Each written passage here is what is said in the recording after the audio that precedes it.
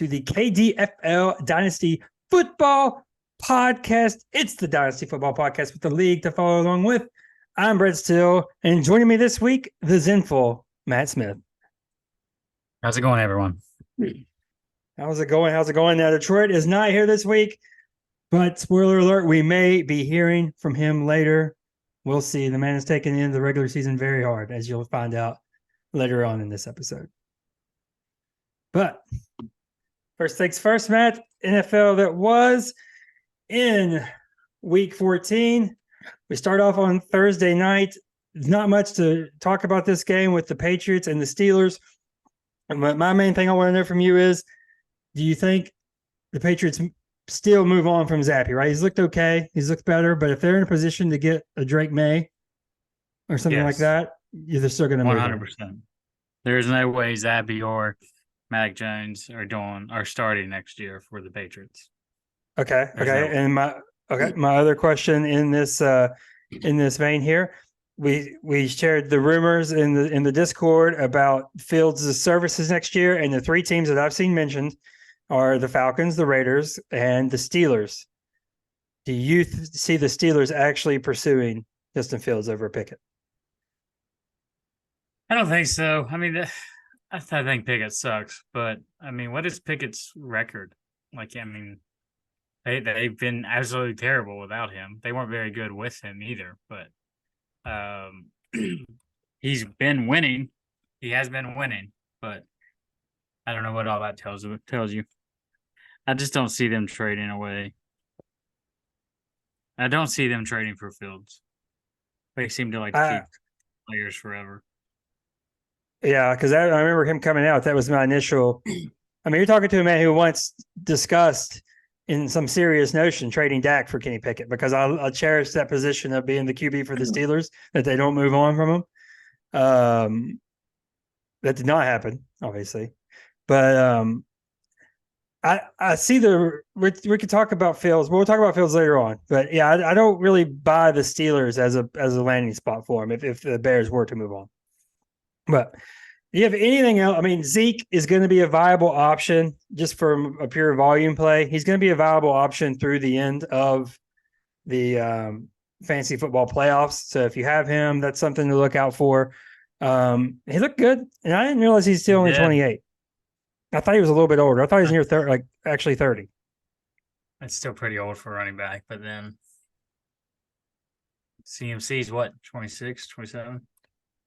Yes. There's a little bit of difference in he's 27 years old. Yes. A little bit different. Well, CMC also took 2 years off, as I like to remind people. He did. Wow, he was with the Zen Masters. Okay. That's true. Yeah, it was a Zen Masters day. Got a little too Zen. Yeah. You can get trapped up in that Zen lifestyle and be hibernated for 2 years. You can. All right. Let's jump in right to the 1 o'clock games. We'll go ahead and get my despicable team out of the way. The Falcons and Bucks. This was pretty much a defensive battle until the fourth quarter. It started to open up a little bit. Atlanta is just Ritter. I don't think Ritter's it. I think we're pretty good on that, but there's still some people that believe, because he does show flashes. A couple good throws on the run. Now, a good run in for the end zone. And then again, it's the same Ritter experience. 2 bonehead turnovers. Now, the interception might not have been his fault. I think there's an issue with the blocking, that you're throwing that no matter what, because it's the way the play goes. You're just throwing it, and it gets picked off, pick six. But the fumble, also his fault. You can't double clutch in the end zone. But I also put that fumble on Arthur Smith for calling something like that, a drop back deep shot, with a rookie, essentially still a rookie quarterback that has like turnover-itis, dude. He turns it over all the time. Why would you put him in that spot right there? You have running backs galore on that team that can get you out of that deep hole you're in. I thought that was a little bit too brave of Arthur Smith, and we paid the price for it. Now, the bright spot for the Falcons, we had our fantasy football game. Bijan has a great game. Drake London has his best game of his career by a mile. He's the wide receiver 2 on the week, right behind Debo. including intercepting a Desmond Ritter pass. Yes, intercepting a Desmond Ritter pass. It was going right to the DB, and Drake London made the catch of the year for the Falcons and getting in front of that. And then we have, Kyle Pitts gets a long touchdown as well to prove he still exists. So that part was cool to see. But yeah, I'm looking at this and I'm saying, bring me Fields. Yeah, I mean Drake London went off too. Yes. And 10 Pitts for did get that 172. nice touchdown. And the Falcons too, the Raiders. The other teams, the Raiders could have a really high draft pick, and so I think that leans more towards the Falcons trading for Yeah. the Raiders taking one of the rookie QBs because Fields is want to get paid too. Versus the rookie QB, you get him cheap for 4 years. Or what? This is what Fields' fourth year next year. Yeah. Let's see. He was the 2021 draft, so he'll be going into his fourth year. Fourth year. So how do you feel? I don't think he's going to want to get traded unless he gets paid. Well, I mean, what are you going to do, Bob? Yeah, exactly. It seems like QBs are getting paid going into their fourth year now. I mean, I get it. I understand. I understand. Well, real quick, and then we're going to segue right into their game. So it'll be an easy segue. The Buccaneers. Rachaad White, he's just, I mean, the running back, I think it's the running back 4 on the year now. It was a volume play, but it looks impressive. I mean, I don't know what the future holds because I get that the Bucs are in first place in the division right now, but they have, remember, they paid the price, got Brady, got the Super Bowl, but with Brady came division championships, and with division championships comes first round schedules after Brady is gone. So you look at their last remaining 4 games, you're going at Green Bay, you're going Jacksonville in Tampa. It's almost essentially a double home game. Christmas Eve, we're going. Reminder. Yeah, that's right. That's Christmas Eve.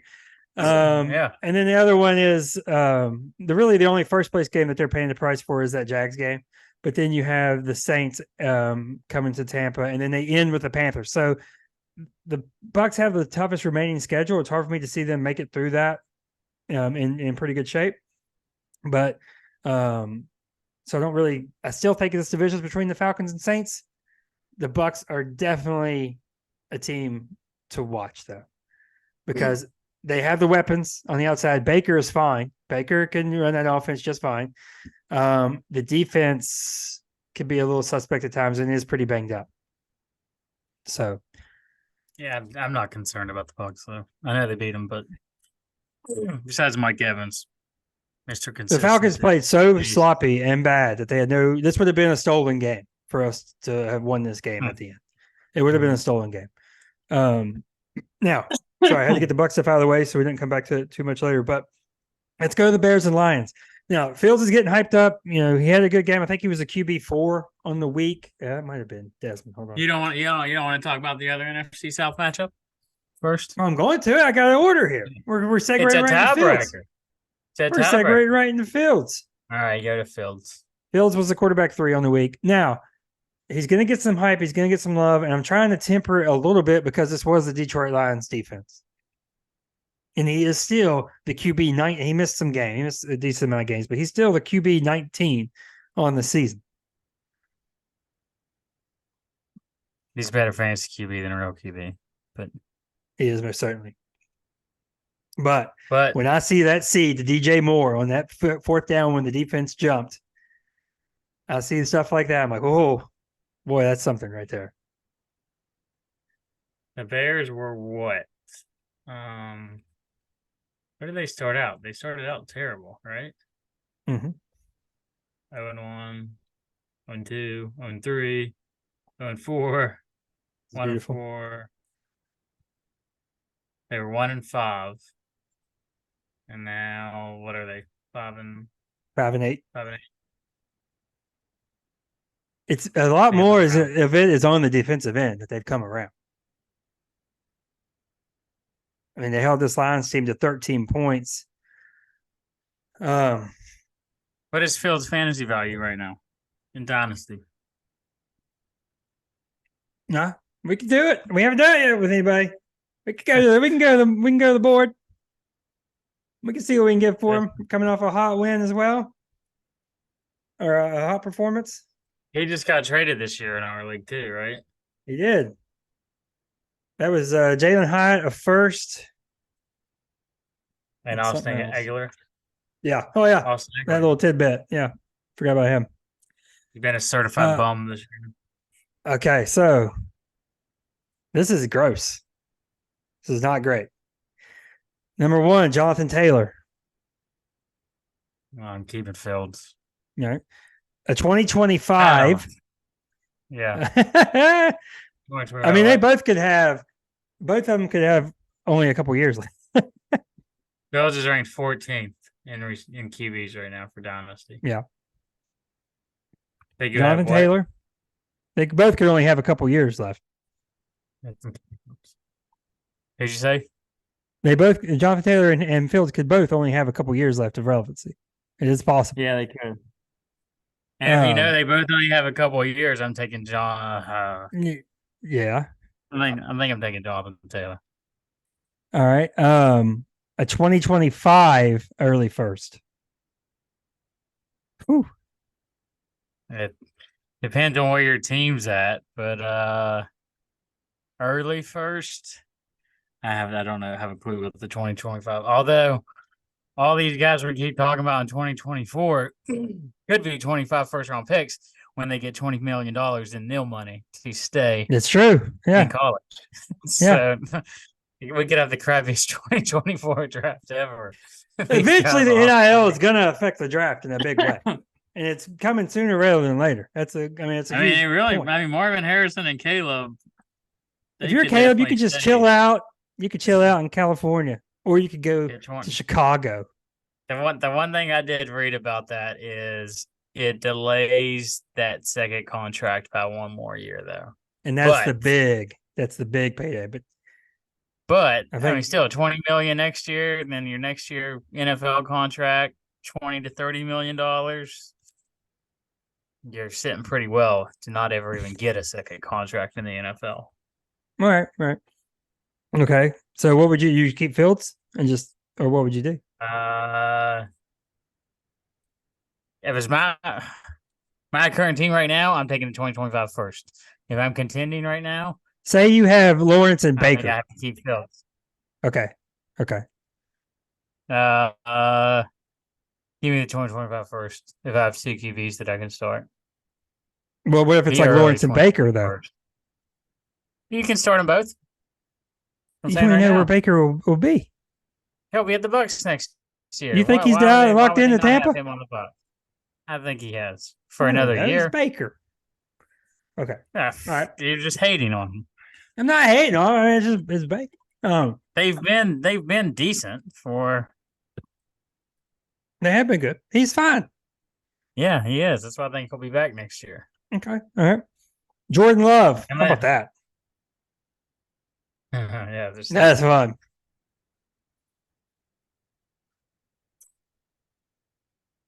Yeah, give me Fields just because of the running upside. It is the running upside versus the longevity upside. It really is that argument.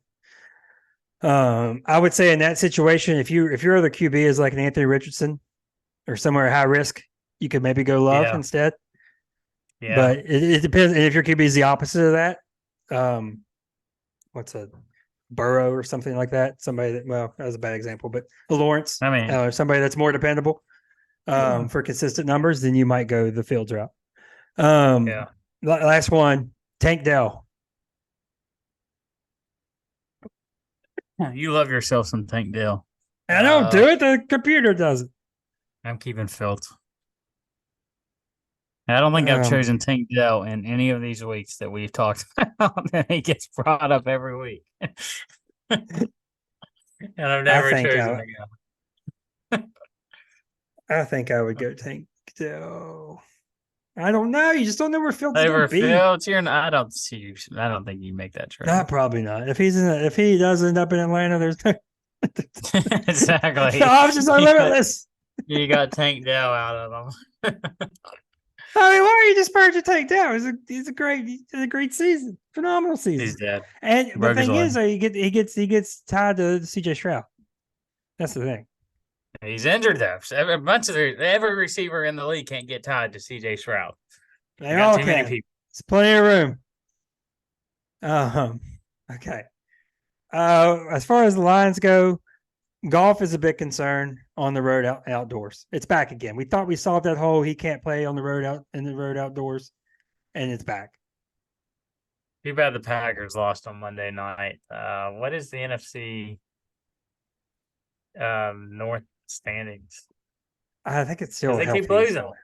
9 yeah, and 4. but it's still Vikings a healthy. are 7 and 6. They're 2 games. But the Vikings aren't real. Yeah, they're not. They suck. 3-0. Yeah, 3-0. If the Packers would have won, they would have been 3 games back. Yeah. Or no, 2 games back. They would have been 7 and 6. 9 and 4 and 7 and 6. But the Lions. I still like the Lions to win the North. I think I like. I know that's not some bold claim, but I'm just. It could be a quick exit in the playoffs. I think it's when they run to that first road playoff game. I think it's it because it's going to be an amazing opponent. I mean, it's going to be one of the big 3, assuming things go as planned, and that's where it stops. It's pretty much very easy to see how this season plays out for them, and that's a great season for the Lions. What are we talking about? It's a phenomenal season. No, you got to win a playoff game. They can still win a playoff game. I'm saying they win one and they get waxed in the second one.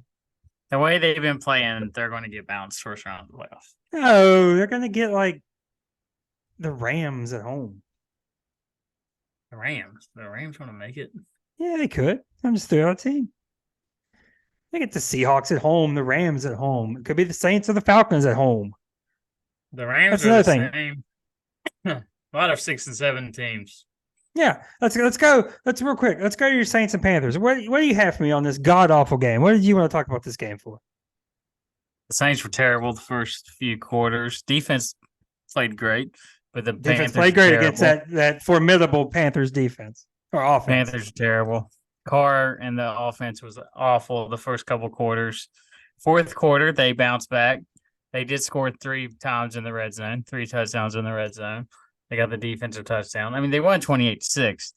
And then this whole stupid media topic about Carr and the lineman. Yeah, let's talk about what the lineman said. You see what the lineman said? I chose once I got what I wanted out of that. Once I got what I wanted out of that story, I politely closed my ears and refused to hear anything else on it. He apologized to Derek Carr, to the media, and but then he said he loves Derek Carr too. He apologized. They were both heated in the moment.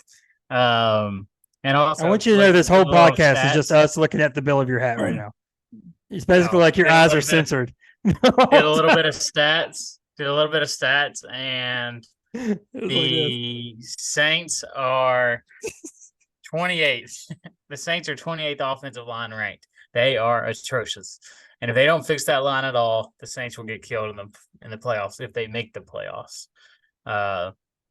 Just not. That was definitely a block better, throw the effing ball argument. Oh, it was, but you can't. Like the dude, he was over the top. Last week they said he had one. He got broken rib last week. He got broken rib, but apparently he had 2 broken ribs before that. Remember the Vikings hit where he got destroyed? Yeah. He's got destroyed multiple times this year. Man just keeps playing though. Jameis will never get a chance.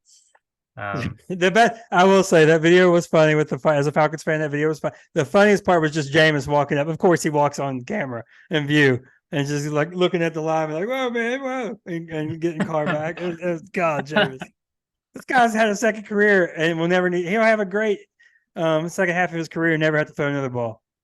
I do love Jameis. God, it's so good. Now, what? But that was the same spark that they needed. The Saints needed that spark. Jesus. See what they do against the Giants.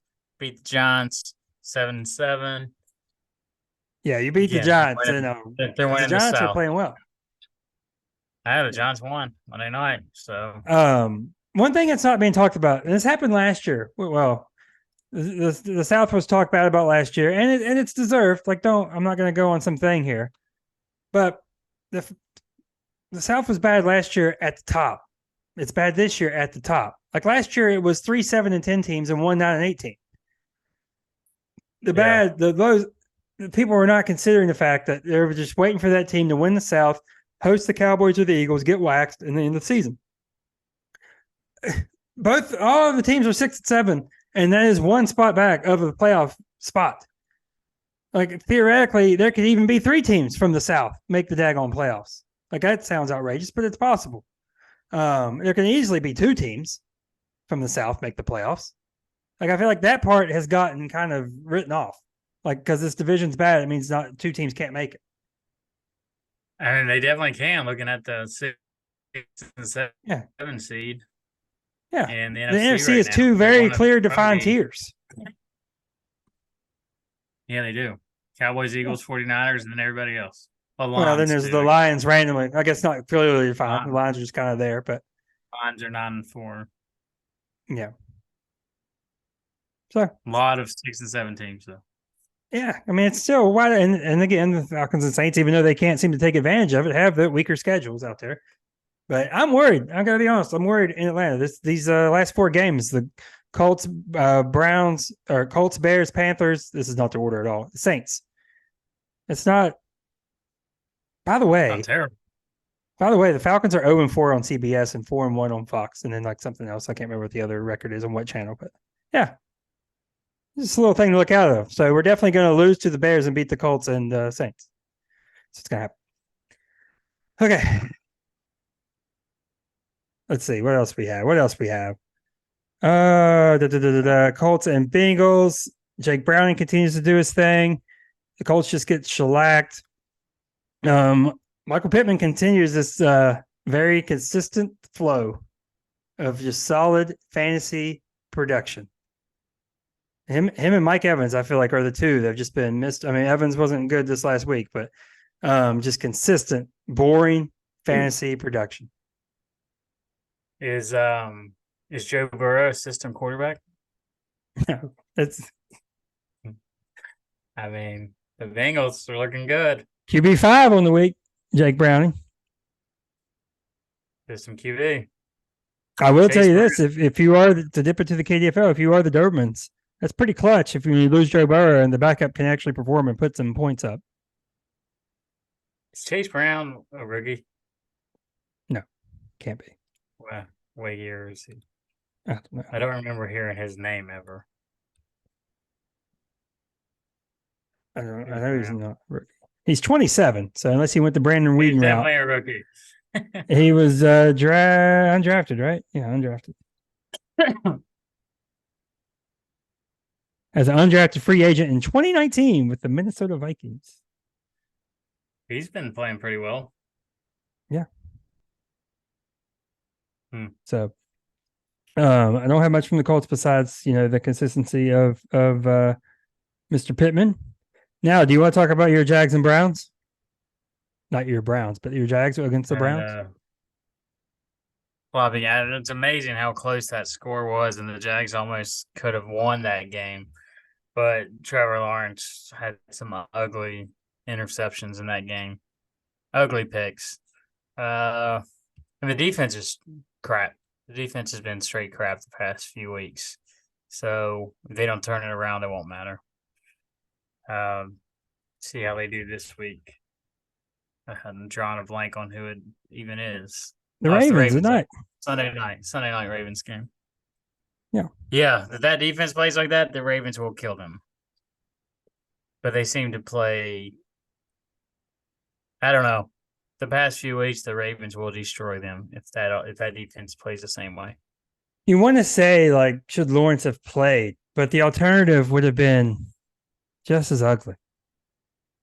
Apparently, Beathard was injured too. Yeah, exactly. So I mean, I know it's his plant leg. His plant leg is what was injured. Again, I'm still a little upset at Lawrence. Shout out to last week's podcast about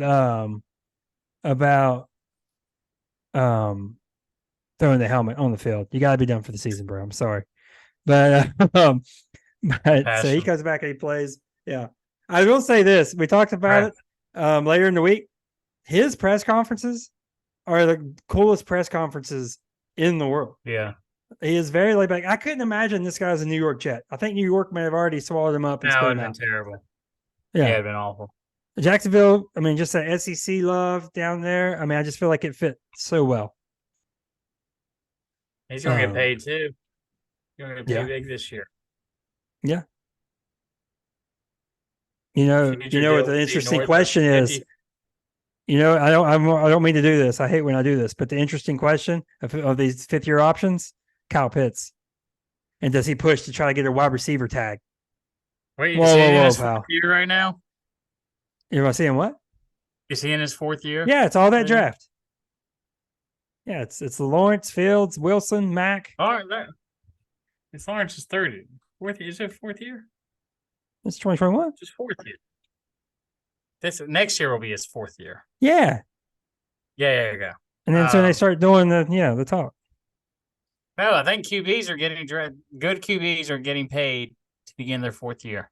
Justin Right. Herbert just got paid. Right. What does Kyle Pitts have to argue? That's a joke. Well, I mean, I have both. I mean, I've kind of turned on him a little bit more as far as if everybody just giving him a pass. Everybody just keeps giving him a pass. And the QB play has been awful for him, but it's also like some of it. Drake London's out here doing it, and Johnny Smith's out here doing it. So, I mean, not that Drake London's, I mean, he had a big week this last week, but I don't know, we'll see. According to Google, Trevor Lawrence is going to get paid north of $55 million per year. It's not crazy, right? That's great. That's huge. Okay. Huge. I don't have anything on Texans Jets except for the fact that if Stroud plays this next week, he's gonna be insane. Playing. That's the worst one I've seen, I think. I've got that in the future or later on. Yeah. I know. I'm cart before the horse a little bit, but that was the worst one I've seen. Yeah, that looks now, bad. Here's the only thing I don't know because it was raining in New York. So if that was rain that come up, because it was like Triple H. Like I don't know if it was rain though, because if it was spit, that was like it was Fight Night slow-mo knockout that they used to do on PlayStation. Yeah, and he stayed down. Well, like he was hurt. Oh yeah. Dude, his head was hurt. That was awful. That's all really. I mean, it does do a lot of damage to Nico's value. I mean, I think it'll go. It just hurts the Texans all across the board. Obviously, if Stroud can't go, I think that run is seemingly over. The Texans. Like it's a great story. I think that's coming to an end. If I had to guess right now, they'll be on the outside. Only one game out of the. Yeah, I mean they're right there right now, but depending on the Stroud stuff, I mean I don't know. I mean we're in the daggone. We have to make some ideas of what we think will happen. If I had to bet on it right now, I'd have them on the outside when it wraps up. Now the Rams and Ravens. I want to remind everybody, this is the typical Ravens season. This isn't different. This isn't special this year. This is what happens. They finally won a game with the special teams, which they always do. Once a year at least, they win on some big special teams play, whether it's an 80-yard field goal or a great punt return or a punt block or something like that. This happens every year. We are right. If this was a cycle calendar, you are here. Exactly where you think you'd be with the Ravens. Great win-loss. It's going to happen in the postseason. Lamar Jackson hater. Was he? I'm not a hater. Was he QB1 on the week? What? Had to be. Yes, he was. By a wide margin.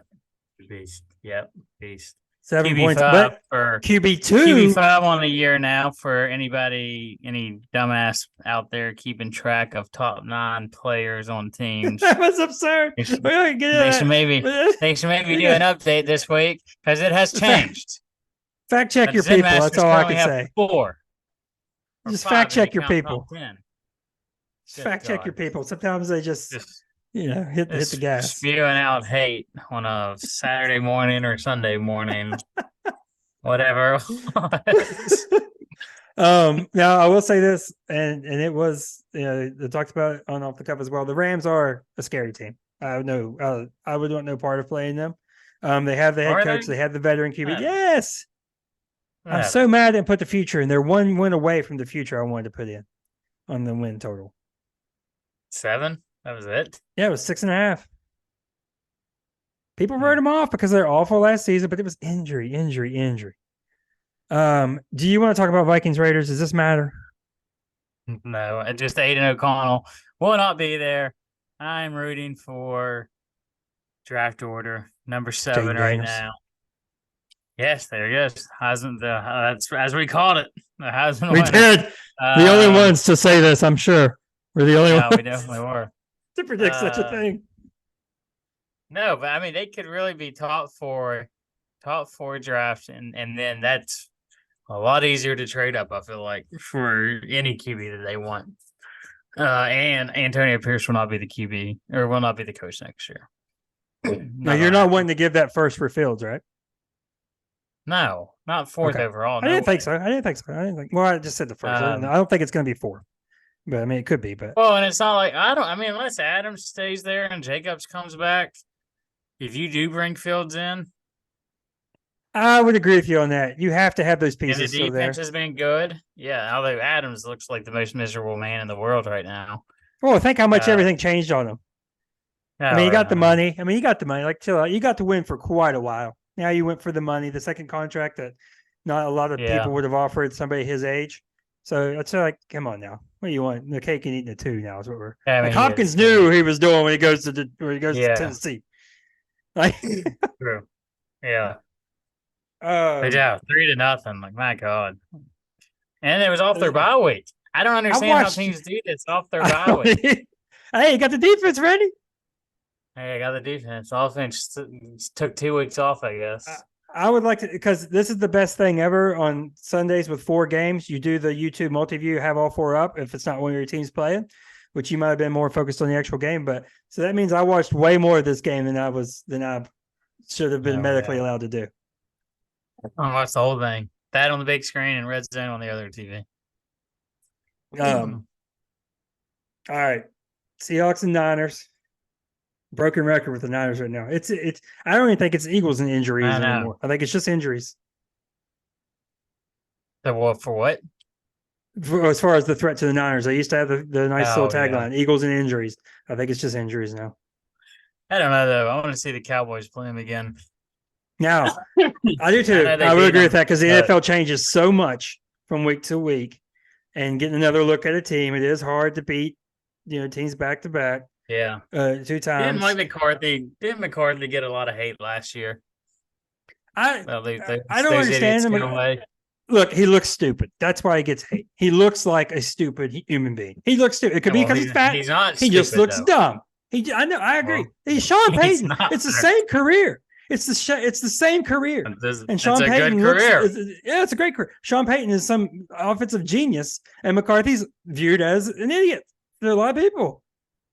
Incorrectly. Let me just say, incorrectly. Is he not? Is he not viewed as a joke to people? I think it's dumb that he is viewed as. I agree, it's dumb, but you would agree that Payton's viewed as a genius and McCarthy's viewed as kind of aloof. It's like McCarthy. I know he doesn't have the success of Andy Reid, but he also hasn't had Mahomes and stupid Kelsey. But he's been just as successful almost as Andy Reid. The Packers were always great. Always great. Right. You also had Aaron Rodgers. You did have Rodgers. Like, when did he get fired? When they went like 9-7 or something? Yeah, it just wore out his welcome. There's no way Rodgers is going to keep. I mean, Rodgers seems like a very difficult person to work with at times. Could be, and it's amazing that he stuck around with him that long because it's just friction. I would think. But McCarthy. Yeah, I'm out on the McCarthy hate. Like, I mean, I like to make the jokes and stuff, but I'm out on the. Like, it is Sean Payton's career. A Hall of Fame quarterback, won Super Bowl, and went and 165 and 100, 622 winning record. The postseason was an issue. He's 11-10. They would have the 1 seed all the time and kept losing. It seemed like. Where's Payton's postseason career? I'm talking about Mike McCarthy. I know. What's Payton's?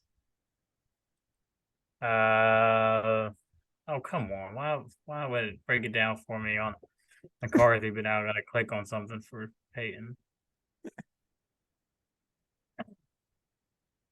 Sean Payton coaching God, he's 159 and 95, 626 career record. Playoffs, he's 17-9. No, No, he's 9-8, 9-8. 9-8. Yeah, same. It's the same career. I'm telling everybody, it's the same. It's not even Saints 8. It's the same career. It is. Yeah. Now, Sean Payton's at his next stop in Denver, and McCarthy's in his next stop in Dallas. So what's up? Let's see. Yeah, I mean, Sean Payton, they were 1-5, 7-6 now. Yeah, and we'll go back to the Niners now. How did we get on? What happened here? How did we get on this? We don't want to talk about the Niners. That's how we got there. Only thing I have on the Niners, Purdy looked amazing. It's just nobody's arguing against him now. All right, let me put it like this: we're arguing against the wind right now with saying give Purdy his respect.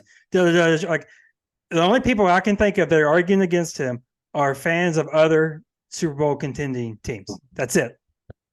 Like there is no, yeah. Like there is like it's like the Nick Wrights and like the the Chiefs fans. Yeah, it's no, there is no, I don't know, Lions fan or Packers fan or a bunch of teams. Like there's no Bears fan being like Purdy. I don't know. It's just a system. No, it's just people trying to put the other Super Bowl contending team down and build theirs up. Like it's not a real argument. So I still want to see not a non-QB get the MVP this year. CMC should get it. I would get the argument. Now Tyreek may have screwed himself with having been on this injury. I looked at coaching records. It's unrelated. Andy Reid has been coaching for 25 years now. 255, 143, playoffs 22 and 16. 20. That's just crazy. I don't even want to look at stupid Belichick, but hey, do you want to talk about it now? You want to talk about it? Oh, I love this now. You want to talk about the Bills and Chiefs? I will sure. I like nothing that idiot shows or does. We need to show the gif of him throwing his helmet. That'll be on the preview. What if he threw it with one hand and did this with the other? He slaps it. He throws it like Jackson Mahomes would have thrown it. I didn't even see it in real time. I mean, I was watching the game, but I missed the clip of him throwing it. And I went back and saw it when you shared it. I was like, my God. More laterals, please. That's the main thing I take away from this game. Need more of it. Needs to be planned. Kelsey has talked about in some detail how he, thinks it through a tight spiral on that lateral. I mean, he was a quarterback. Yeah. Yeah. So there must be listeners of the pod. Ever. The greatest play ever. I wouldn't have gone that far with it. Like the Moss one's better to me. I mean, there was still been like a minute, 20 seconds left. Yeah, and I also don't agree with that. It was just over because of that. It had been in a commanding position. But the Moss lateral is still better to me. It's behind his back, and he's being tackled. Oh, yeah. And it has the rare detail of existing. This Tony play never existed. Never happened. That's true. It didn't. It's not real. I don't know what they're talking about. It's not real.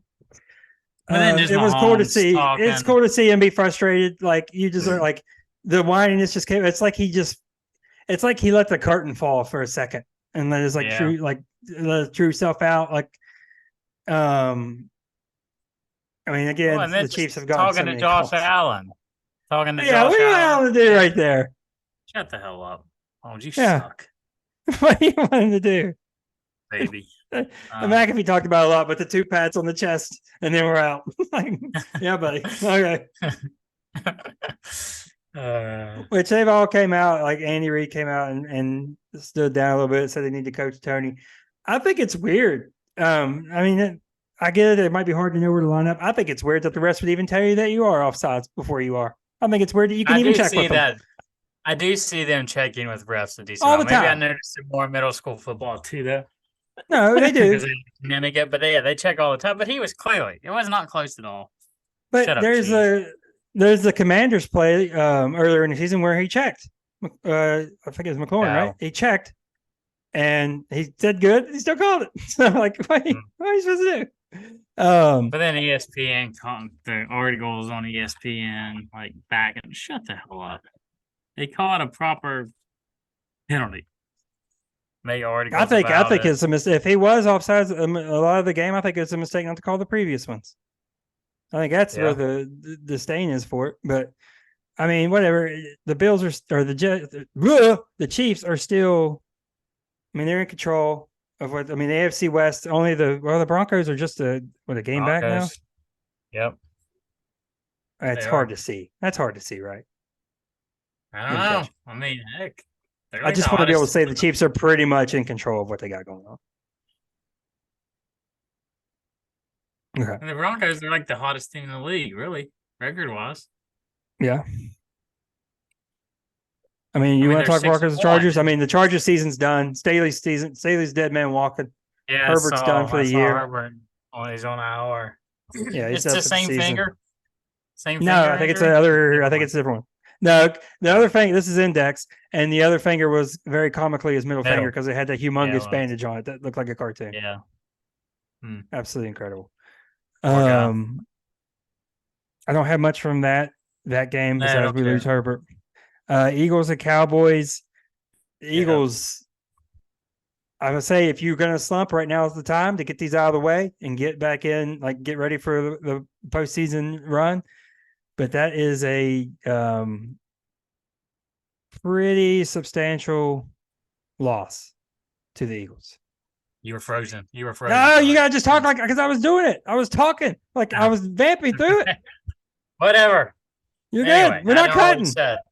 I don't know what you said. I said it's a good time for the Eagles to. The audience knows what I said. It's a good time for the Eagles to have the slump right now. If you're going to have one, you're going to do it now before you get to the postseason. But this is pretty significant at this time. That's true. Yeah, it is. But God, they look freaking terrible. Their past couple games. I mean, but yeah, I mean, they were saying Hurts might be injured too. Well, throw out Marcus out there, man. You got him. That's right, Mariota. You got the man himself. I mean, they're in. Like, I mean, yeah, they're grizzled veteran. I feel like they've already clinched the playoff spot. They go 10-7 still. There's no way they've clinched the playoff spot yet. No, everybody else is already 7. But yeah. Yeah, but you're talking clinch. Yeah. There's only 2 teams statistically out. It's the Patriots and the Panthers. Cowboys, Eagles, and 49ers get one more win. They're clinched a playoff spot. I mean, it's all but done. But yeah, I get what you're saying. Yeah. All right. Do we have anything from Monday night? I know you're going to try to talk about Will Levis, and it's just not going to. Oh, yeah. Give the man a chance. Oh, I'll agree with giving him a chance. Talking to the worst. The worst situation. Yeah, I still think it's possible. You agree with that? I still think it's very possible. Yeah. Levis looks good. You know it. Yeah, I would not say he looks good. Would you like Levis to be on the Falcons right now?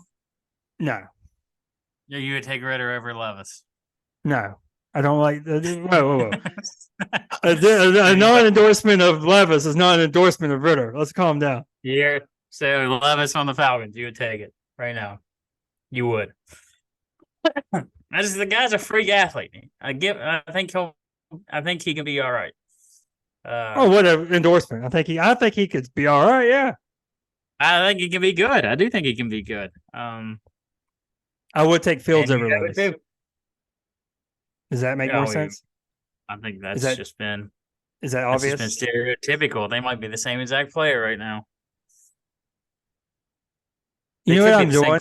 You want to know what I'm falling into? And it's the same dumb thing I hate that fans do. Fields is from Atlanta, and it's just got like got the heartstrings. I've been to Atlanta one time in my life. Like I have no. I know. I wonder how close he is to Atlanta. It's probably Watson was our damn ball boy. Watson was our damn ball boy, and we still the money got him. I don't know. I mean, I'm a fan of Levis. I think Tua's on. If Hill's out, I'll upgrade. We'll close the book on Levis here, but I will upgrade to. I am no longer out on Levis. I am Yes, I agree. Let's let it play out more. I was too quick to shut him out. I will say that. I guess Fields grew up 31 minutes away from Atlanta, so that's close enough. Yeah, it's fine. Yeah, it's a big city. It's not far. Now I know what you mean though when they claim people from far away. Tua, red alert if he'll can't go. They look lost. What happened to? I saw it was a leg injury with Tyreek It Hill. was an ankle. He gets horse collared and hip drop in the same I time. saw it. So Okay, the whole stadium's holding it. But did you see him run off? I didn't see him run off. The whole stadium's holding their breath, and he's like on the ground in pain, and he's like trying to walk, and he's all pissed off and fired up, and then he sprints off the field. Like this is like if it's not the same injury as Lawrence, but it's like if Lawrence got up and just sprinted off the field, like to try to get pumped up. Like it was like he was trying to sell himself and the fans that he's fine. Because then he just stood on the sidelines for a bit, and then eventually goes to the blue tent. So I think this has a chance to be kind of significant injury. And for fantasy wise, I think it's red alert on Tua if this is out because they looked absolutely lost. Now, again, they didn't game plan for a game without him. So when the injury happens, sometimes the next week you can, do things to cover that up more than when you're just thrown in the middle of the game. But I mean, he obviously, like we've been talking about him or CMC for the non-QB MVP, and it was painfully obvious they have to have him. Yeah, I feel like I'm just saying common sense stuff right now, but one quick thing. This is random. Our QB Dynasty rankings. Josh Dobbs is ranked 29th. Ranked 30th is Kenny Pickett. Kenny Pickett is behind Josh Dobbs. Oh, stop. And Mac Jones is 31. Aiden O'Connell 32. Kenny Pickett's better than that. That's a lot of hate for Kenny Pickett. That's a lot of hate for our boy Kenny. True. Goodness gracious, the disrespect. I don't know what it is about Jordan Love. Like I said in the Discord, I've never seen him play a good game. In between the games I watch him play, I'm hearing word that he's playing great games and he's a great quarterback, and the Packers have found it. And then I see him again, I get to watch a full game, and it's bad. So I don't understand what is going on. Maybe it's the primetime thing right now, but it feels like every time I watch a play, it's not good. But I'm being told that he is good. Yeah, I mean, I've watched some. I think I watched a little bit of the games, but and the highlights, he does look good. But then they lost to the Giants yesterday. So, do you think? I mean, DeVito. By the way, I feel like we're like the benefit of being undrafted free agent is that you can have like not amazing games and people will sing your praises. Like I'm not coming off as a DeVito hater. I love everything about it. I love the agent. I love just going full into the Italian thing. Yeah. But it's not like he had like 100 and some yards. Like it's not like he's lighting the world on fire. But the offense is moving, and that's what's important, I suppose. The offense is actually matriculating the ball down the field. So this is a big win for the Giants. Big win for your Raiders with the draft position. Yep, it is. All the teams that needed to win won this week for the Raiders draft position. It's crazy. And what do you think DeVito needs to do to unseat Daniel Jones, or do you think it's even possible? Well, according to the Dynasty rankings, DeVito is not even on here in the top 60. You would think he would, unless I'm spelling his name wrong. How do you spell it? DEVITO? Yeah. Right? Yeah. He's not even on here. I don't trust after that college football ranking search. I don't trust your internet skills. He doesn't exist. This is Draft Sharks. I like the layout of Draft Sharks. I feel like you're going to look at it. It's going to say dated. It's going to say dated September 18th, 2023. Updated 3:24 p.m. today. I thought you were going to say 3:24, and I was going to lose my mind. I thought you were going to say March 24th. Today. I don't know. Can he unseat? What if they go on the run? Like, what if they win 3 of the last 4 games? And they end up they pay Danny. They pay Danny Dimes like $160 million. $40 million a year. And also the Giants were good last year. They were really good last year. All right. He's been injured, and I don't know. All right. You got anything else for the NFL season? No, I don't think so. All right. Well, it's time. switch it up to the KDFL because, boys, the regular season is over. We have some results, and the playoffs are here. But first, as promised at the beginning of the show, we need to hear from the Wanderer, Mr. Jonathan Detroit Haynes. Take it away.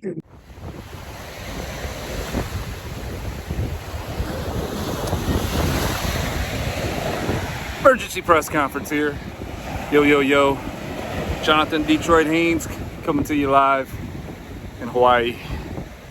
Guys, another rough year for the River Rats. Haven't made the playoffs since 2020. Still the only original team not to have a playoff win. Oh, things are bleak. Roster's young. Missed on 2 of the 3 top picks I had in the first round this past year. I just don't know what to do. You know what?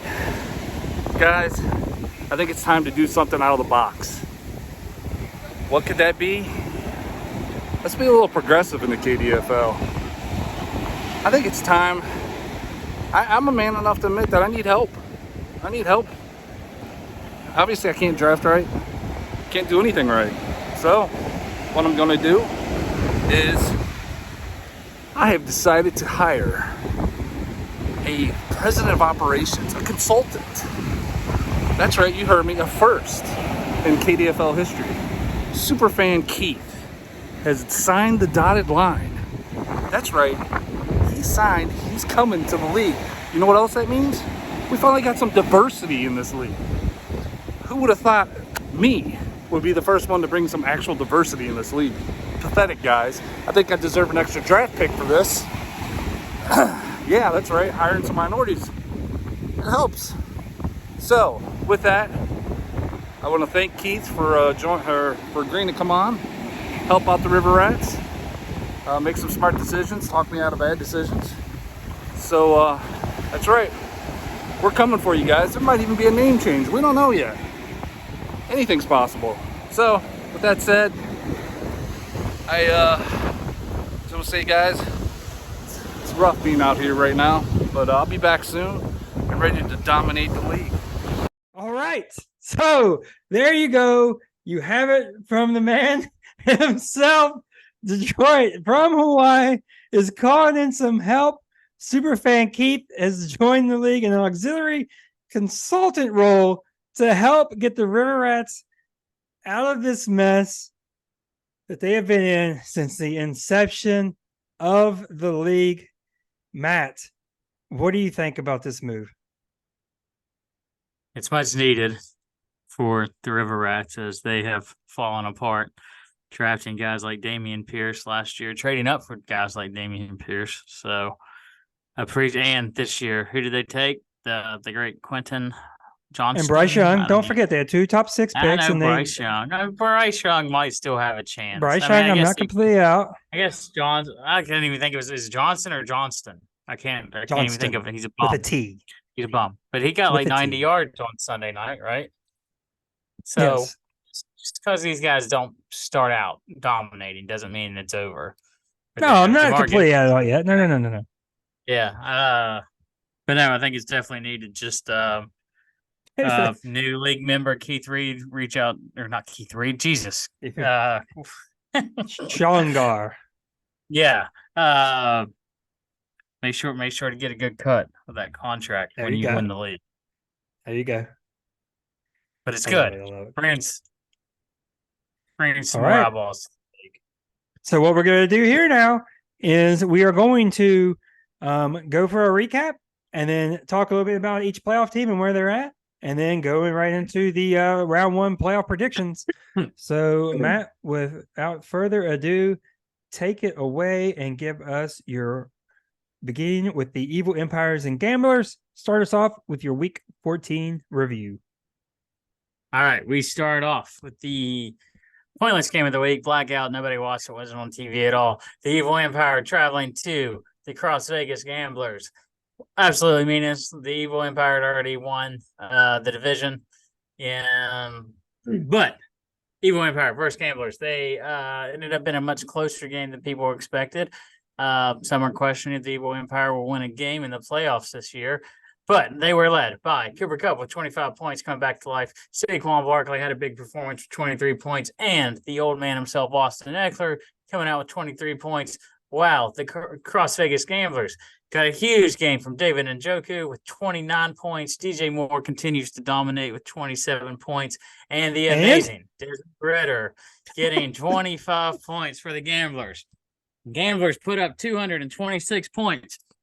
However, not quite enough against the Evil Empire. Evil Empire win this one going 8-6, while the Gamblers fall to 4-10. All right. Next up, we head to Oakview, where reportedly the owner has already left town for his island vacation. But leaving the River Rats there to host the Nocatee Zen Masters. Lamar Jackson, the beloved Lamar Jackson, hero of Nocatee, gets everything off to a right foot for the Zen Masters, scoring 34. Evan Ingram on 2 tutties leads the way for the River Rats with 34 points of his own. Brees Hall gets used the way he deserves to be with the receiving work. He scores 27. And Jahmyr Gibbs for the River Rats tries to even things out at 17, but it's not going to be enough because Maximus Crosby with 27, and the Zen Masters end their season on a high note, getting that coveted 4th win as they blow out the River Rats 219 to 177. And with that game, the Zen Masters lock up the worst regular season in their history and the 13th pick and top lottery results that they sadly do not own. Hey, I got 13th pick. I'm in that. I'm good to go. And Max Crosby, Defensive Player of the Year. Maximus. Next up, we go to the Mega Powers, traveling to the Wake Forest Lumberjacks, where Mega Powers are holding out hope that there is a chance for them to make the playoffs. They needed this win after starting 0-6, if I remember correctly. That is correct. Anyway, they get a great performance from Drake London, 29 points overall. The legend himself, Joe Flacco, scoring 22 points and getting the victory for the Browns this week. Nobody would have expected to hear that. December 2023. Meanwhile, the Lumberjacks continue to get impressive performances from their rookies, Bijan Robinson with 21 points and Zay Flowers with 20 points overall. But in the end, Rachaad White continues dominating for the Mega Powers as they win 246 to 215. Mega Powers now 7-7. The Wake Forest Lumberjacks get tied for last place at 4-10 record. All right, next we head to Dogtown, where the Dobermans are hosting the Midnight Riders. The Midnight Riders looking to clinch the number 1 seed. And obviously with the new receiving rules, very important. So Deebo Samuels leads the way for the Midnight Riders with 36 points. Jake Browning, as we talked about earlier, very impressive in his backup role. Now thrust in the starting lineup in Dogtown. He scores 25. Ivan Pace Jr., who up until just a few weeks ago, I thought his last name was actually Paste. I did not know that was a running bit that I was not part of. He scores 29 for the Midnight Riders. Josh Allen puts up 20 for the Dogtown Dobermans. And although Justin Fields tries to do his best to pay off that trade value for the Midnight Riders with 26, it's not enough as the Dogtown Dobermans eke out a close win in a very high-scoring affair, 268 to 266. This one, as we'll talk about when we wrap these up on Stat Correction Watch, could be very important to follow the rest of the way. All right, next we go to the St. Albans Sinners, traveling very close to the Hurricane Wampus Cats. Sinners, their oldest team in the league, getting 29 points by Ezekiel Elliott. Amazing performance by Zeke. 29 points in fantasy football. Followed by another super old man, DeAndre Hawkins, getting 25 points. Sinners, you better win it this year based on these guys that I'm talking about. Hurricane Wampus Cats come out with Raheem Mostert, as mentioned on this podcast, second running back in the league this year with rushing yards, along with Isaiah Likely getting 19 points overall, and Derrick Henry getting 18 points for the Wampus Cats, which was able to seal the deal, 244 to 240. Wampus Cats get the much-needed victory, going 8-6. Sinners didn't have much to play for. I guess the first round bye. 241 points. Wampus Cats win. All right. So in our final game of the week of the 2023 KDFL season, we have the Kanawha County Kings hosting the Roxalana Renegades, and Joe Mixon starts things off for the Renegades with 22, and Mr. Consistent Brock Purdy with 22 of his own for the Kings keeps them fighting along. Garrett Wilson in a surprise big game when the Renegades seemingly needed it most with 20 points of his own, and acquired target during the Kings season, CD Lamb pours in 19, but it is not enough. As Brandon Ayuk, another acquired target from the Gamblers, puts in 18 for the Kings. Edmonds scores 17 for the Renegades on the defensive end. And as I said, the Kings putter into the postseason, losing 203 to 224. And that is it for your KDFL regular season and week 14 results.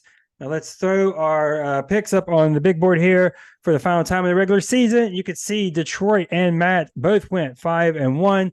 I went 4-2. As far as the locks of the week, I was the only one to get the lock right with Chicago +3. Detroit was the only one to get the dog right with the Giants over the Packers. And for the first time in 3 weeks, the Stealing Money Parlay loses and ends a very fitting 7-7 in the regular season. But don't worry, you Stealing Parlay fans, there will be more picks as we continue on into the postseason. So, all right, back to us now. And I'm looking at this, and I had the game of the week of the Renegades and Kings. And as you correctly pointed out before we started recording, if the Wampus Cats won, this game ended up not mattering for all intents and purposes. Besides points, the Renegades could have got the points because, as we're going to go into, debate there. Yeah. Good. No, as we will go into, we have our 6 playoff teams. Let me find our playoff bracket here. Are you sharing? Going to share? You want me to share now? Should we go ahead and share it now? I don't know. Announce it first. All right, so we have our 6 teams. The Midnight Riders and the Sinners get the bye. You know what? I will share, and we will go through each team one by one, and we will start with the 6th seed. And let me bring them up, and we can kind of debate this as we go. Share the screen. Flawless execution as always. 6th team right here, the Hurricane Wampus Cats. They get in by way of their head-to-head victories. Oh, full disclaimer real quick. Everything we just did could be for moot if we get some stat corrections, at which point an emergency pod will be filmed talking about the playoffs and the teams, and we'll figure that out. But there is some stat corrections out there. We're playing with fire a little bit, even though it is Thursday morning, as you all know. We are still playing with fire. Some stat corrections could still come about even as late as, I want to say as late as Saturday, but they usually lock in Thursday night. So keep that in mind, that this is still very fluid, because here's what happens. If I'm right about this, if the Midnight Riders stat correct to a win, that throws a wrench in these tiebreakers of these 8 and 6 teams, and it will go to straight points, which I believe does not, that kicks the Wampus Cats out and puts the Renegades in.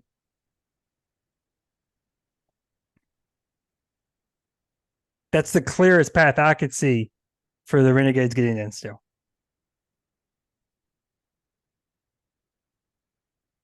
Yeah, it's too damn confusing too. I don't know if the Wampus Cats also did. The Wampus Cats beat the Let me look. I got their schedule right here as I'm sharing. The Wampus Cats beat the Dobermans. Okay, is this a possibility? I'm looking. No, they lost to the Dobermans, so I'm right. Yeah, they lost to the Dobermans. So it'll do the same thing it did. It'll take points first, and that'll boot the Wampus Cats out. If this gets stat corrected to where It's just, I can't explain it. 3-way ties, it's tiebreaker. So 4-way tie would be tiebreaker by points, and then it magically goes to head after the 5th place to the 6th place. So maybe that the 4th place would be head to head. or fourth place would be tiebreaker. Shit. Fourth place would be points scored. Fifth place would probably be points scored. Sixth place would do the remaining teams and do head to head, according to this logic, which is very, very it is what it is. It's just very flawed. It's a very flawed system this year, which apparently will be changing next year. Points only. Points No, only. he said that. I don't think it was real. I think it was in the moment. I don't want to go to points only. That's awful. It needs to be figured out next year, not this crap. Because I would be livid if I was one of these teams right now. Yeah. But the way it is right now, fifth place was based on most points. Sixth place then switched head to head for who those guys faced each other. I can show you what happened because it was explained. It's crazy. Okay, yeah, so I'm looking at how it got explained. Yeah, so it was a three-way tie. They didn't play. Okay, so the first tiebreaker goes to points. What that did was put the Kings in and remove them from the head-to-head scenario, and then it just went head-to-head. So it's good. So in this scenario, if it would get fixed, if the Dobermans would get switched to losing, you got 4 teams at 8 and 6. The Dobermans would still be fourth based on points. Right, but it opens the door back up. It makes it all points. It'd kicks the Wampus Cats out. Thing. No, because then it would be the way I'm reading it. Dobermans would be at fourth. Then it would be then it would be points, which is the Kings, and then it'd be head to head. It doesn't change a thing, does it? It doesn't change a thing. I was thinking I was thinking it grabs them all 4 together and just does points and divvies it out. You're right. Not with this logic. You're 100% right. No, you're right. It kicks the team with the most points out, and we end up right back where we were. So maybe there's not much risk in this podcast, Aaron, right now at all. Yeah. That was a nice little deviation we just did for fun. Let's talk about these playoff teams, Sherry. Here is our 6th team, the Hurricane Wampus Cats. Now, we're going to get into their playoff matchup after we talk about these, but I do want to hit on each of the 6 playoff teams. Matt, what is the key to the Wampus Cats having a successful playoff run, in your opinion? It's the Brown brothers, AJ and Amon Ra. You had that ready to go, and that was very beautiful. I had it for the matchup, actually. They're playing. That was awesome. That was poetic. But also Kyler. I mean, again, my hero, Will Levis. I don't think I don't know, Texans and but this is only for this week. For the key to win, though, is definitely the wide receivers. Wide receivers for the Wampus Cats, the Brown brothers and DK Metcalf. If they go off, he's got a chance. They all 3 got to go off, though, for him to make it far in the playoffs. I think you got to see Mostert continue to be strong, but we talked about before, that Dolphins playoff schedule is not great. Let me see if I have it here. It is the Jets, Dallas, and Baltimore. That's awful. It's not great, especially for a running back. So we'll see. I'm very worried about that, and I'm very worried about his secondary on defense because it has not been good all year long. It's cost him a lot of games. He hasn't scored quite what you think he would have scored with the offensive weapons that he has. And when that happens, obviously, you got to look at the defense. Herbert being out is a huge loss to him. But we'll focus on that when we talk about the game because there's something about that matchup I want to hit on. But yeah, that's it for the Hurricane Wampus Cats, our 6th seed. Now, the 5 seed. Where are we at? It is the Kanawha County Kings. Matt, what is your key to the Kings making a deep run as soon as they load? There they are. CeeDee Lamb. He's still going to be the best receiver in the league. I mean, it's him very similar, although he's got a bunch of playmakers now. I mean, the running backs are strong, although I don't know that Josh Jacobs is playing this week, Thursday night game. Right. He's very, very short turnaround. That limp looked pretty bad. But he's got the strong receivers too, with their Olave and CD and Brandon Ayuk. Yep. And the key and ETN's been hit or miss. He started out great. I see he's 3rd ranked running back, but the past 6-7 weeks, I would like to see what ranking he is because he started out super strong. Yeah. I mean, you look at this 3 of his big position players were not on the team when the season started. ETN, CeeDee Lamb, and Ayuk. So he's made some huge moves, some huge acquisitions. And I'm gonna be willing to say that those 3 acquisitions are going to be the 3 things that are going to have to carry him through the postseason. Purdy's fine, dependable 20 points. He's going to get you 20 points. He's going to be good. Derek Carr, I don't know what to make of this. It hasn't been smooth, especially for fantasy. We've talked about Kenny Pickett, very similar. The defense is solid. I mean, it's not outstanding, but it's not terrible.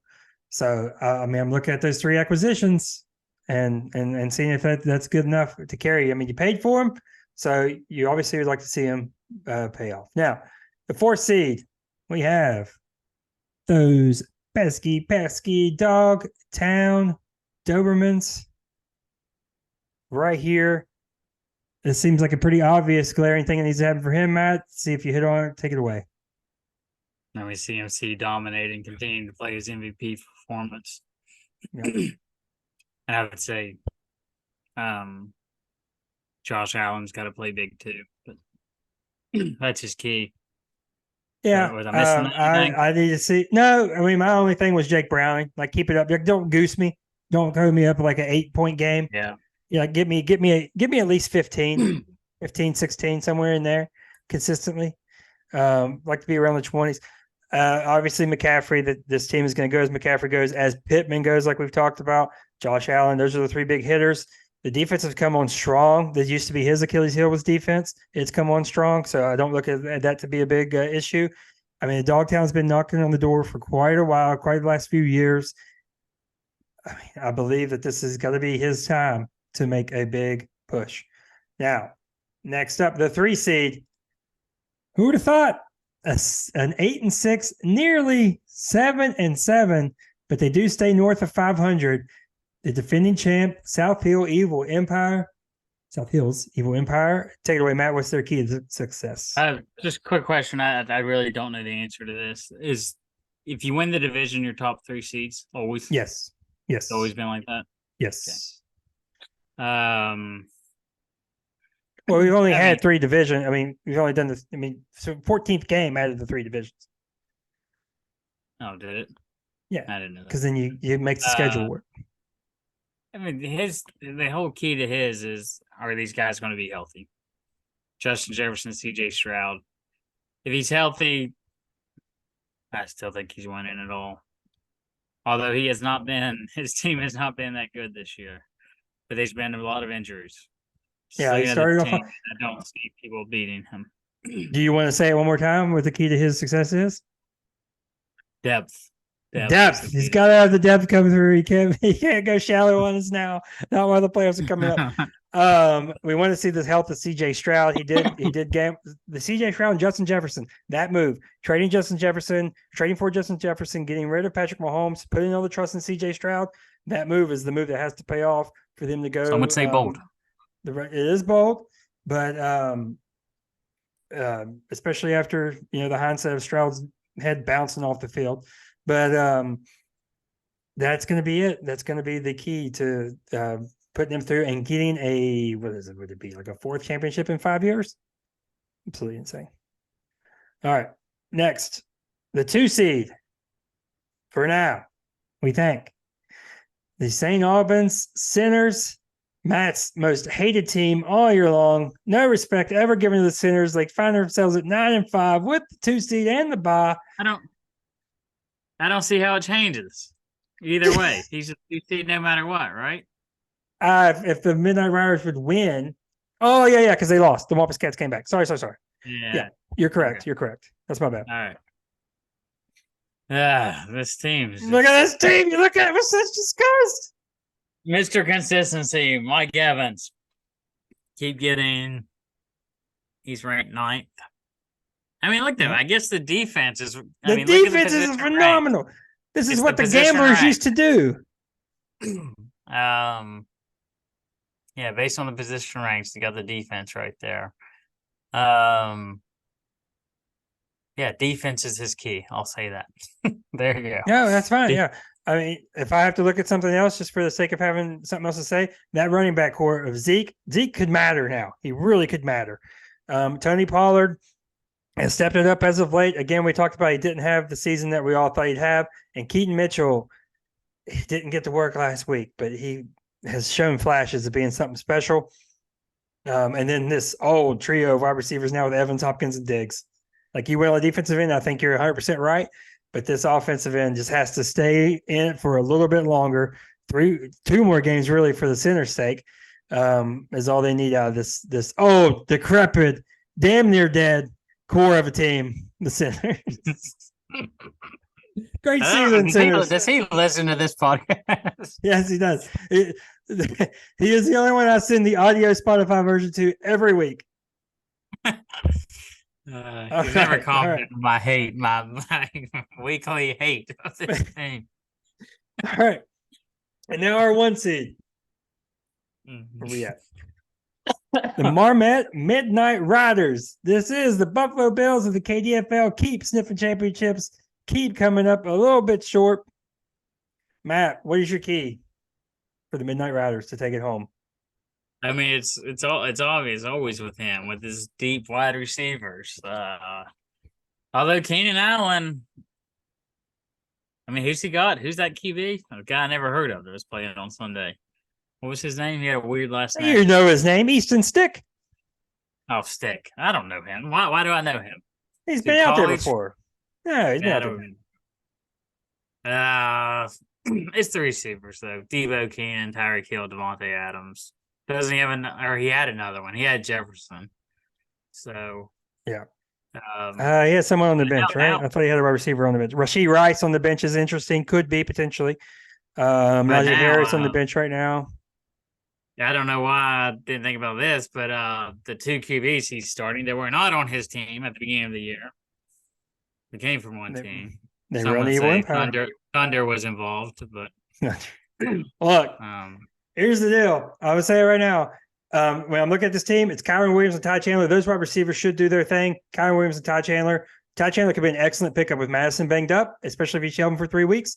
And Kyron Williams continues to look very strong. Running back 10 on the year. Here's the deal. You get close again, and you miss. There's so much pressure on this Midnight Riders team. You get close again, and you come up short, and God forbid the Evil Empire get the W and get the championship.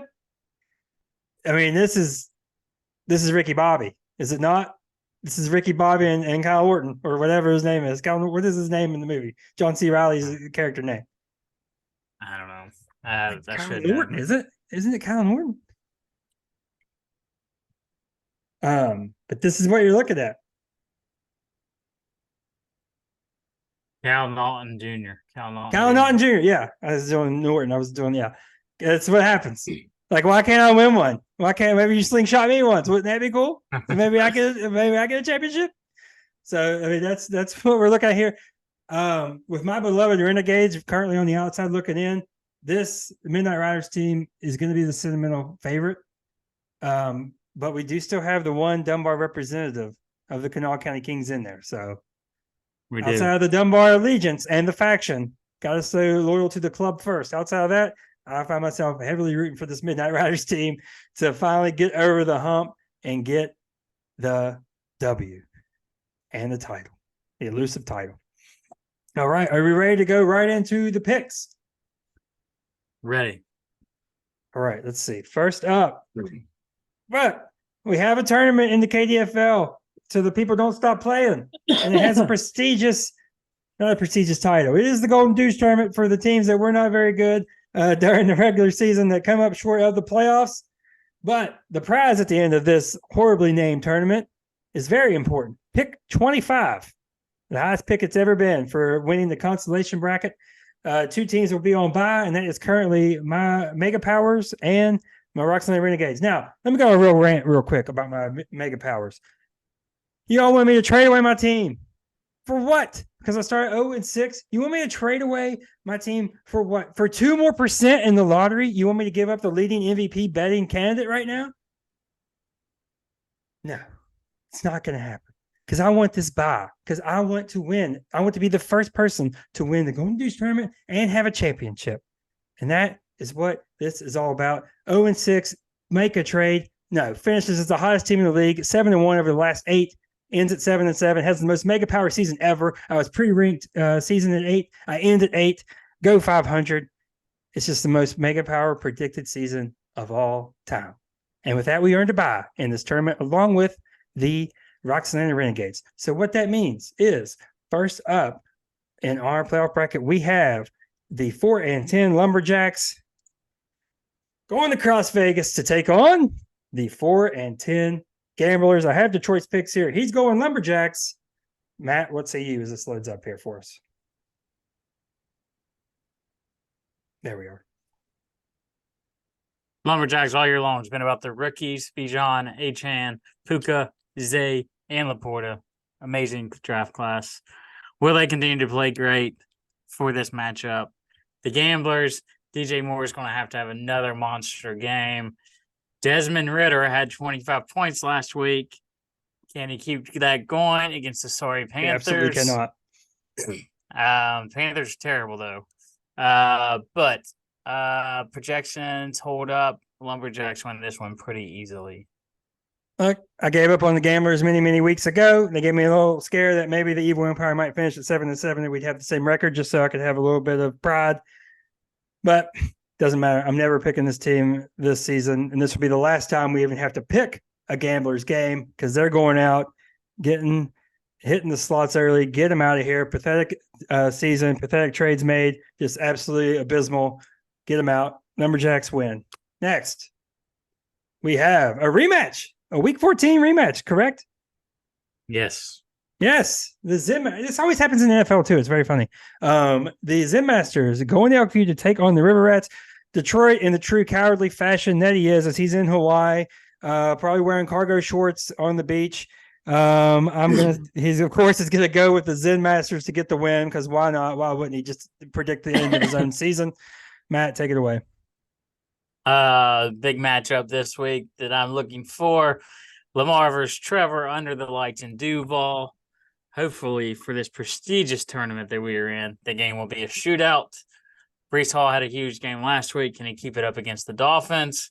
For the River Rats, is Geno Smith back for sure? What was he out for last week? He was out, but I don't know. Yeah.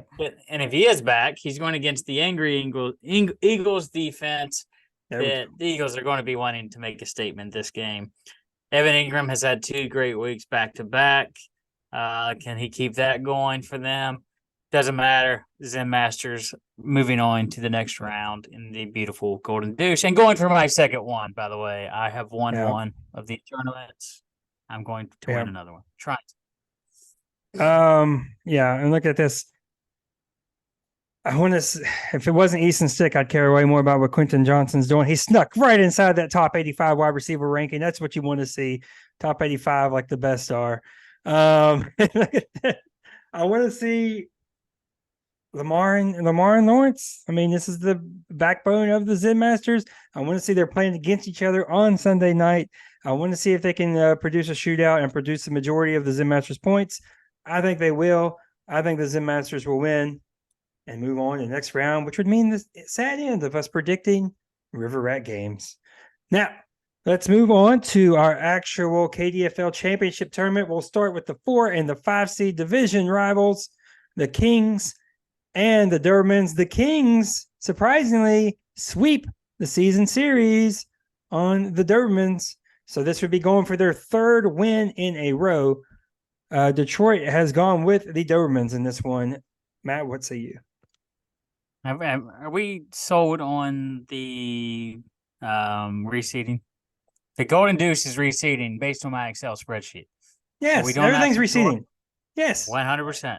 I can't wait. 100%. If it's on the internet, it must be true. Because these 2 teams are afraid to face the 1 seed.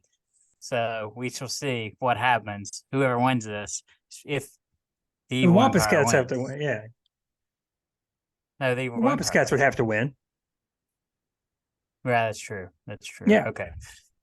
Anyway. Spoiler alert. Matchups I'm intrigued by. I mentioned this earlier. Kings and Josh Jacobs, they play Thursday night. I'm not sure Josh Jacobs will be playing. If he does play, the Raiders offense was terrible on Sunday. Jacobs was banged up big time on the sideline. Other players for the Kings, the Saints, can Chris Olave and could Derek Carr go off with the easier matchup against the Giants? For the Dobermans, CMC, how much is he going to need to do against the Cardinals? Will they need to score a lot of points? I don't know. Dobermans will clearly need a big game from him. Other matchups, again, it's Sunday night matchup for the Dobermans, as they have Odell Beckham and against the Jags D that has been struggling big time, along with Calvin Ridley going against the Ravens.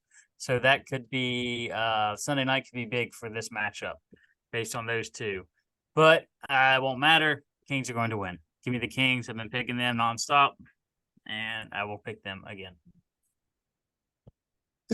Oh man, the big thing I'm concerned about is Brian Robinson and Josh Jacobs both might not play. If neither of them play, this is a humongous blow to the Kings. I don't think Jacobs plays. I don't think he plays. Jacobs' injury was bad. Show the bench. Pretty bad limping. That's what. Yeah, let's show the bench. Let's see where we could go skill position wise. Addison, you could try to get him out there and pray. Yeah. Kobe Myers, no, not really. Zay Jones. You could. I mean, he loves Isaiah Hodgins. I mean, that's where we're at. Yeah. We're kind of praying for that.